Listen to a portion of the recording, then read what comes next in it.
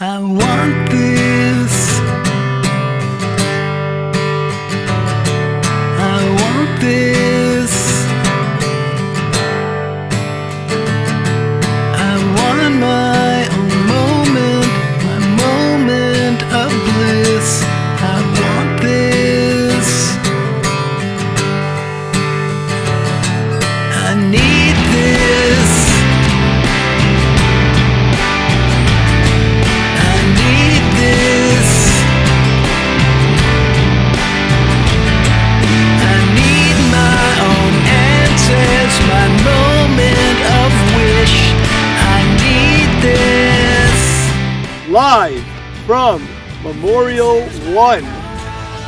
No flag today, Ishak. No flag. This team is a little different, so I got to adjust to my team. Let me give you the proper intro. We have Theodore Ishak live and in studio. People call me Theodore all the time. My name's Teddy. But your official name is not Theodore? No, it's Teddy. Really? Yeah, birth certificate, everything. It says Teddy. Ted or Teddy? Teddy. Teddy on the birth certificate. Teddy. Oh, wow. Okay, so we do not have Theodore Ishak. We have Teddy Ishak. Teddy Ishak. T-I-Q, wherever you want to call me. T-I or Q, but without his flag today, perhaps he switched over and no longer... No. Are you still pro-United States of America? USA all the way, always. That'll never end. This team's just a little different, so I had to let it work its way out, and we're good with just the USA chant. Let's talk about this team being a little bit different, by the way. Yeah. The view on this team is very professional, let's say. Guys that have been there before. Yedid, Morris, Hank, you, Edmund, Mishon. Yeah. A lot of vets. I'm forgetting your outfield for a second. Abe J. Cohen. ABJ. Right. Yeah, Kush. Kushner. I mean, right, DK. DK also. Everyone has been there before, but it does seem perhaps a little low offensively or speed-wise. That's what's been said. How do you feel about that? Okay, so those are all valid points. It's interesting because I've watched this team grow from our first week, and while we might not be the fastest team out there, and we might have a lot of veterans who are a little older, we do know how to play the game. We played smart. Speed is a funny thing because you could be fast and take forever to get around the bases if you don't run them properly. Right. Then you could be a little slower and run the bases properly, and you'll make up that time. So we have guys who know how to run the bases properly, who make the right decisions on the base pass. So I think we make it up that way. But listen, ABJ he's a pretty fast guy. DK is pretty fast. So we have a couple guys on our team that could run, real fast like lightning, and then everybody else just knows what they're doing. It's actually a great point you just made. Knowing how to run the bases is not necessarily speed. We've seen some of the fastest guys get thrown out at home. Absolutely. Make stupid extensions going to second in a situation where it doesn't call for that. A big turn. And then we've seen some of the slower guys make a real turn around first, see the throw go home, and take second standing up. Every time. And that's what I'm talking about with our team. While we might not be the fastest, in a 40-yard dash, doesn't mean we don't know how to run the bases properly and make up that time in other areas. I cut bases pretty well. I watch my guys cut bases very well. They know how to get to the next base, the fastest point A to point B in a straight line. We make that quick turn and we're off. So we do a pretty good job that way. I love this team very much, but you brought up a point, and it's kind of funny because this team, while we have a bunch of veterans, we have a bunch of crazy people on this team. These guys are nuts. I thought I was the crazy one. And if I'm telling you, I'm by far the calmest guy on this team. Not only are you saying that, Mishon told me that, the umpires told me. The only guy I didn't have a problem with was that guy. We've had some issues where I remember there was a week on Memorial 2. Mm-hmm. I forgot which week it was. It was early. And Mishon told me I lost control of this week team one. Or whatever. It was week one. Yeah, it was week one. Everybody was yelling and screaming and going against Los Caballos. Against Los Caballos. Yeah, it was actually kind of fun. I'm standing there and I'm looking around. And I'm like, is this real? Right. I couldn't believe it. But hey, listen, we've come a long way since that time. But we have guys in this team that I thought I was a character, man. I'm really not compared to these guys. These guys are wild. I mean, Edmund had an issue. Hank is this a crazy week. guy. Hank is crazy. Hank is crazy. Hank is great. By the way, and I told him this, and I'm telling the league this right now. Last week wasn't his greatest week, but before that, he was up there for MVP. I mean, if you watch what he was doing game in and game out, it was a machine. It's literally just a machine. Can't do anything wrong. And by far, the best third baseman in the league. Just letting you know that. It is amazing how many, one of the faces of YMSL over the last 3 decades, let's say, is Hank. Yeah. He's there every year, year in, year out. He signs up first every year. It's not a question, am I coaching my kid? Am I watching my kid or He's whatever? playing. He knows YMSL, I'm playing. After it ends, I'm going home and I'm doing my, I'll coach my kid in the summer or whatever it is. He doesn't even consider anything else. He's a staple. He was a top shortstop in this league forever. I know. Top shortstop. He moved to third. Now he's a top third baseman. Like I'm telling you, I watch him make plays at third base that aren't easy plays. Right. They short hop. They're in between plays. Then he runs halfway to first, and then like he fires. He makes the play like it's nothing. Yeah. Like it's nothing. It's but really like you said, he's beautiful to watch. But he's crazy. But he is a crazy man. He is. He is selling. Dude, last week, he's crazy. It was the third inning, and I love him to death. And Hank, I love you to death.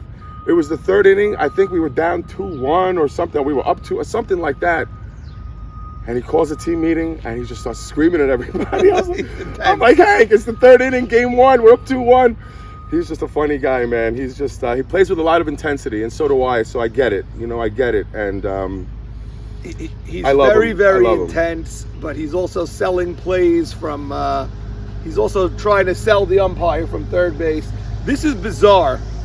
Hey Dan, I did a show with Farka, and all of a sudden the grounds crew showed up. Yeah, there we come again. I mean, it's not like we have a full-time grounds crew here, but here he comes again on a Monday morning. I don't see the. Look at him. You doing this field? Are you doing this field now, or? I can do that one. Can you do that one first? Because we can be like a half hour here, that's all. Thank you. You're the best. Thank you.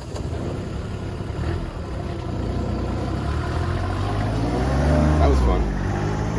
That just bizarre what just happened, which leads us. Let's talk about the lack of playing the last couple of weeks. Ti, you got to be exploding. I'm going crazy. Going crazy. What are you doing? Did you go to KJ yesterday? What did you do? I still go by 3 times a week. I haven't stopped that. Listen, the one thing I can always control is my work ethic. Mm-hmm. You can't control anything after that. You put the work in and see what happens. So I'll never stop. And getting to my age, I need to put a little extra work in, which is great. I mean, I love it. I've come to the point in my life where it's all YMSL. It's all I really ever do. Right. This is my job. Your life. This is everything to me. It. It's like there's really nothing else that I really I'm passionate about like this. So right. It's a lot of fun. Just to explain, and here's our geese. Just to explain the rainouts and all that. We don't control this field, as you see. That guy and the borough of Eatontown controls these fields that are in Eatontown. Same story at Oceanport with the racetrack. We don't put the lines down. We don't put the bases. We don't fix the fields. That's why there were no lines in the outfield. They have a calendar. When they do everything, they're very official. And they would not allow us to play until 1 p.m. yesterday. They made that call from Saturday night. They said the fields are underwater. It needs time to drain. It will be sunny. Everyone knew it was going to be sunny. But you can't play until 1.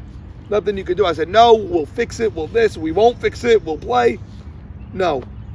Only ones that we actually really control are Firemen's. Firemen's West was looking beautiful because they leveled it this year. Right. East was a little bit underwater, a lot underwater, but definitely fixable if you bring the dirt and everything. So the best we could have done yesterday was just playing on Firemen's, which I sort of regret that we didn't do that. I could have played. I don't know. I'm not big on that. I mean, I think basically you cancel the week. You cancel the week. Everybody's playing on the same playing field. Then what are you going to do? You're going to have 2 teams that played. They're going to miss another week somewhere else down the road, right? It only works if there's another sketchy week. Right. I mean, and we don't know what's going to happen. So you know what? Listen, I'm a big believer in not second guessing it. Right. You know what I'm saying? You made the call. The call was made, in my opinion, God wanted it to rain that day. It is what it is. We'll move on. Unfortunately, it rained so much in Deal on Friday afternoon, where it didn't rain in the city. It didn't rain in Brooklyn. It rained on Friday afternoon heavy. Saturday, not an ounce of sunlight to help us out, and Right. constant light rain, but constant, Yeah, it was constant, where the fields were really a mess. But I knew from Saturday night it was going to be a rough day for me Sunday, because the forecast on Sunday finally Was gonna be beautiful. was gorgeous. Yeah. 75, Yeah. 72, sunlight for the first time all year. So I knew I was going to get the conspiracy theorists. I didn't do this because Marty is potentially leaving. I didn't do this because JT right. was missing his week. JT, we love you, JT. Get better. You know, Teddy's your biggest fan, man. So I just want you to feel well and you know, come back stronger than you ever have. Just wanted to put that out there. JT, feel better. Love you also. And thank God we played in the 30-degree weather in week 1 and the rain in week 2. Well, that's what I was trying to tell you. You know, those weeks when I was talking to you about it, if you can get the games in, even if it's cold. Listen, I hate playing in the cold. I do hate playing softball. I play anything else in the cold, but softball is miserable to play in the cold. But we had to do it because you don't know what the future weeks are going to hold. Right. If you can get the games in, we get them in. It's that simple, and I think you made the right call on both ends. So. And it's very hard the night before to change the game more than an hour or two. I can't delay it till 1 because people have plans and everything. But now that we missed 2 weeks in a row. Well, not me, by the way. Not you. I'm ready at 1, 2, 3. Not you. You can tell me but you know what? Farka had a Brit Milah at 4:30 yesterday. People have No, things. I know. I'm just joking. But now going to this upcoming week, if there's a situation like that, we have to reserve the right to play at any point. And I'm ready. We cannot miss 3 weeks in a row, You can't. T.I. There's no way. There's Can't an do impossibility. This has happened before. The year of the White Walkers, 2019, you weren't in the league yet. Right out of Passover, the next 2 weeks were rained out. We did not play for 5 weeks in a row. Oh, my goodness. People were going nuts. But it happens. What are you going to do? See, the thing is everybody's doing it. It's not as if, you know, some teams are playing, some teams aren't. Right. Nobody's playing. It is what it is, and we're all going to play on the same level playing field. Now, this is the difference, though. This is where, you know, the guys who, during this time, what'd you do during this time off is the question. Right. Because when you have a 3-week layoff, I don't care who you are, it's going to take you a couple at-bats to get going again. Right. Unless you were doing the work before that, you know? And this, to me, it all goes back to last year in the playoffs. I still think about it. It was one of the greatest days of watching softball in my entire life. Threat level midnight versus the Knights. Incredible. Overlooked is that game 1, which was absolutely incredible. Incredible game also. Because game 2 was all time. Right, yeah. Game 2 was all time. So, you know, that sits on me for a couple reasons. We had multiple chances to end those games. Multiple. And I had multiple chances to end it. You yourself at the bat? At the bat, and I did not come through. And I cannot tell you how that sat on me every single day. Every day. That's all I could think about with those at-bats. And I promised myself that won't happen again. Mm-hmm. It won't happen again. I'm going to be ready. And, you know, and again, that comes down to putting the work in. Listen, it's a tough sport. Like, say in baseball, if you fail 7 out of 10, you're a Hall of Famer. In softball, if you fail half the times, you 500, everyone will sign up to that, basically. Yeah, I mean, but it's a tough sport. You can't go too hard on yourself. If you have the right approach up there, you hit the ball well. Sometimes, it's a tough It is, but I'm a big believer you could always be more prepared. Right. Always be more prepared. So, you know, when we spoke, and if I was going to be lucky enough to be a captain this past year, I told you a couple of things that I planned on doing that are going to be totally different. Yes. That nobody's seen before. And I'm going to keep it to myself. And I'll, you know, next year, hopefully, if I get that opportunity, I'll do it. You were disappointed you were not a captain this year. I was, but I was expecting it. But what weighed heavily on that decision was that ejection from that game that we were talking about. Right. In the top of the 16th. There was an ejection. Whatever happened. I mean, that was an emotional day. Right. I mean, those games were incredible. I think you held that a little bit too much, you know? I hear you. But you know what? I told you, T.I., there's nothing personal against anybody in this league. There's nothing personal. And you never really took it personally. No, really. no, not at all. But I understood completely. In other words, there are so many characters in this league. That's what makes it insane and awesome. Like we were just talking about Hank. Best at third base, but he's also insane. He's insane. I Ali love him. Marshall, I played with him, insane. Saban, insane. Yeah, Saban's insane. Dano, insane. Anyone you know, Jigga, insane. Anyone you speak to and you know them, Jack Abadi, insane. Jack is a wild man. Anyone that you get to know in this league, if they love it, they're crazy. Right. And so that's not the issue. I just challenge you. I go, T.I., have your best year ever, and then there's no reason not to make you a captain. Right. No, and I plan on doing that. And you know, you're on your way. You're halfway through, T.I. Yeah, I'm excited for it, but I'm excited for my team. One thing, you mentioned Dano real quick. I just want to bring one thing up. Yeah. Because this is something else that's been bothering me. Because when I saw Dano, when we played them, it was almost as he was upset with me about something, and I guess that he heard that I said things about the way he captained last year, which is absolutely not the case. So Dano, whoever told you that nonsense is 1,000% not telling you the truth.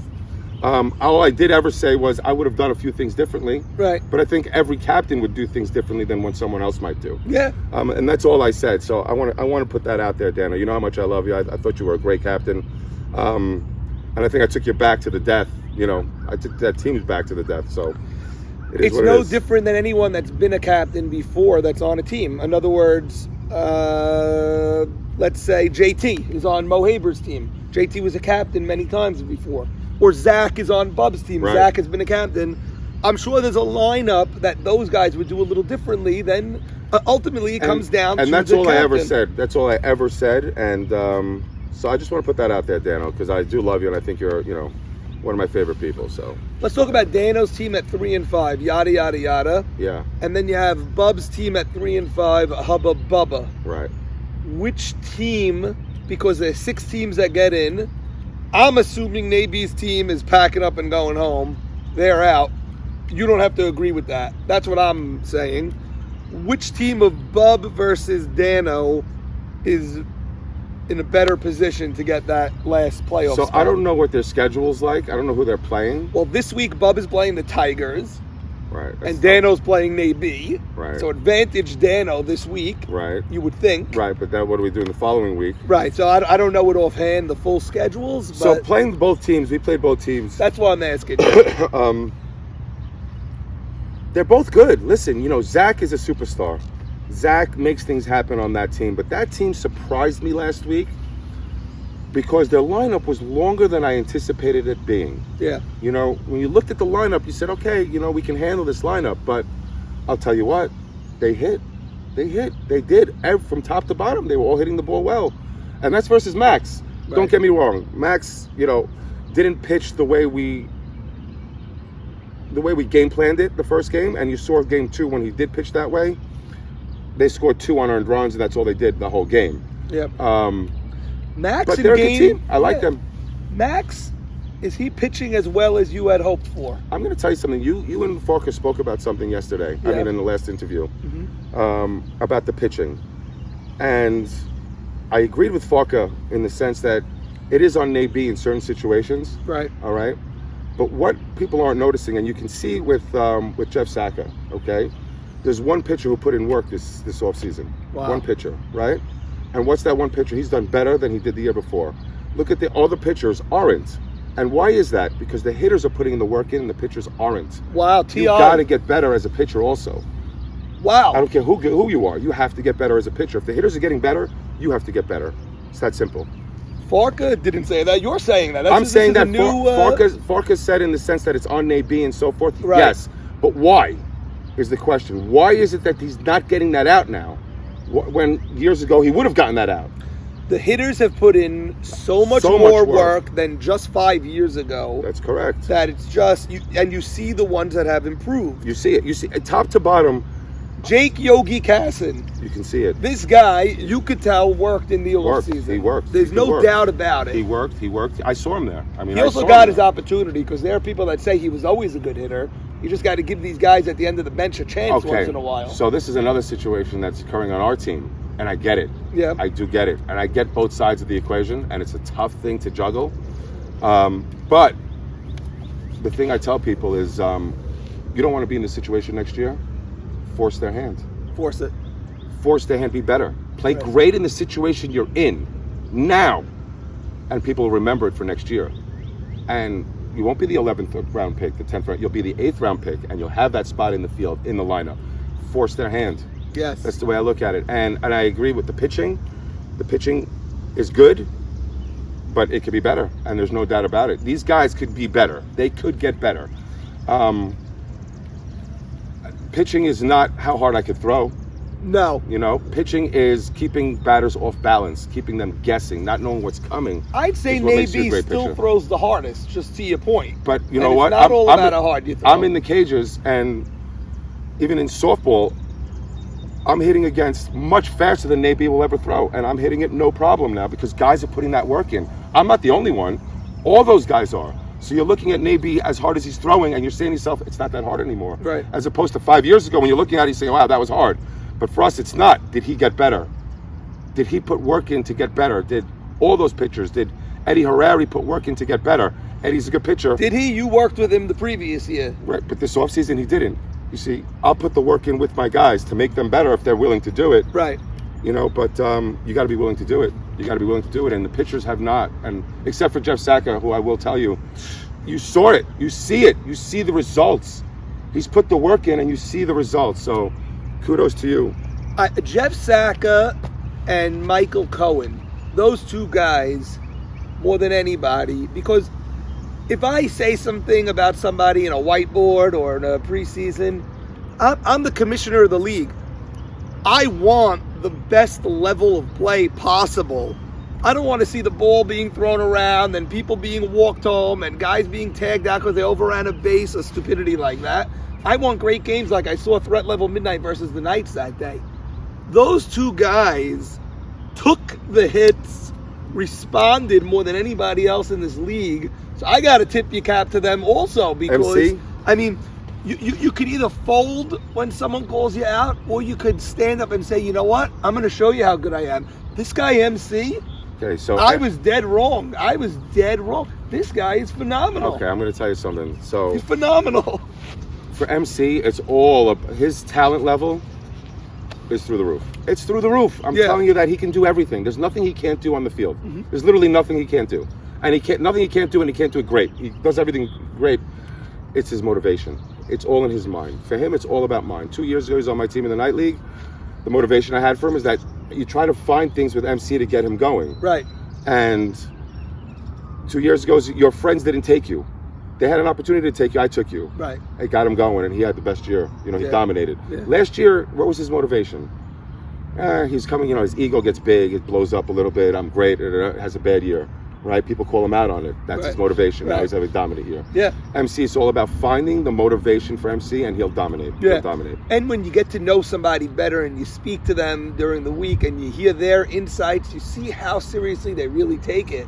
You know? Yeah, absolutely. I saw MC the first time I met him was when he came in for the first time YMSL. He showed up late to the game, you know, thinking that it's like a different league where you just show up and then they start. No, we start, and if you don't show up, we We're don't starting. care. Right. You're We're not- starting, and you know. We're not bigger than the league. But now when I talk to him during the week, let's say, he'll send me a voice note or a phone call and he'll say what he saw.